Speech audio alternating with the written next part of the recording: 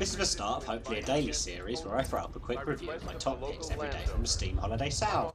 Woo! Steam Christmas Sale! Prepare your anuses everybody, and prepare your wallets! Christmas Sale! Woo!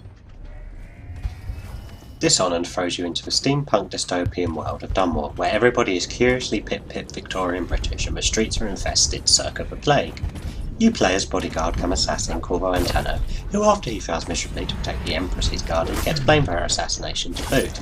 Inevitably, he ends up in jail and then escapes it, in order to bring steely justice to those who wronged him and his former ex-client. Or will he get that bloody revenge? The push of the game is moral choice. Each level gives you a different assassination target and you can opt to brutally murder them, or work out some sort of non-violent way of dealing with them instead. The more entrenched you find yourself in revenge, the darker the tone the game gets, and the more difficult roaming the street becomes, as rats start to swarm and death starts to loom at every corner. This is unfortunately delivered a little more shallowly than it could be. Bizarrely, some of the more humane options in the game are far more disturbing than murder. For example, one victim is shaven, has his tongue cut out and is forced to work as a slave in his own silver mines until he dies. A clean blade to the heart sounds a lot nicer. The real choice the game gives you, which makes it liberating and infinitely playable, is how to tackle each of its levels. The game takes much inspiration from the likes of Thief and Hitman Blood Money. You're encouraged to use stealth to covertly travel around the levels, taking out guards and finding hidden routes. Should you fuck up, however, the game doesn't end. Rather, shit hits the pan and you have to escape, or stand around clashing swords, or, as many people do, press restart anyway because getting a stealth run makes you feel pretty fucking cool. You have a whole host of magical abilities granted to you by some bizarre extra-dimensional being, who has a rather bit of a creepy train watcher vibe going for him.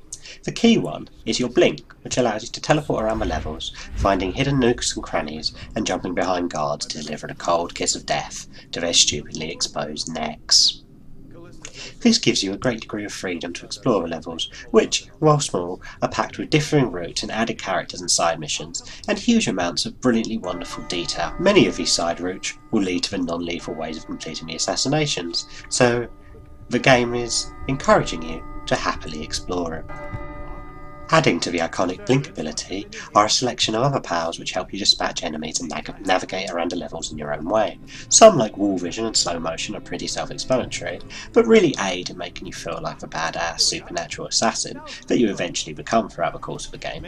While others, such as possession, allow you to take control of first animals and then humans, which creates a wealth of choice in how you interact with the world and complete the game's unfortunately somewhat paltry 9 assassination missions. You can, for example, jump into the brain of a rat and in your new disguise sneak past guards or through underground tunnels into new areas. Or you can enter a fish and swim through the waterways, emerging in your victim's hot tub to give them the sweet kiss of death goodnight. Or some other powers, like being able to send swarms of rats to feast on your enemies, are just deliciously sadistic in of themselves. These abilities are all upgraded for an RPG-like mechanic which progresses as you stab your way through the game's various levels, which take you from rat-infested streets to brothels and high-class parties.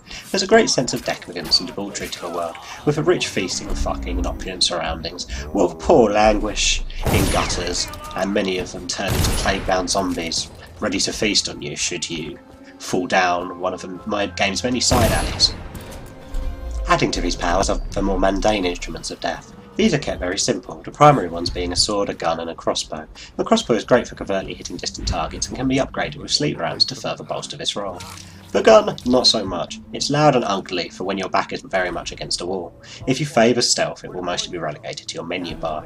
Both have very limited ammo, making your sword the primary method of dealing with enemies. That, and of course your stealth ability, which you will be using most of the time anyway to either sneak around guards, or simply get stealth kills, or non-violent takedowns. So your blade, again, still often becomes a last resort to fight off guards in hand-to-hand combat. There's also guard dogs. I fucking hate guard dogs.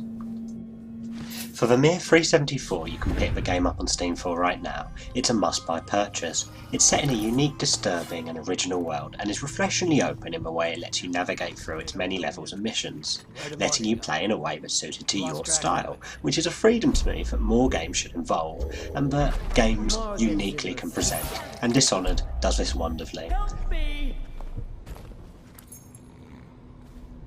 Please don't kill me, I beg you. I'm just a businesswoman.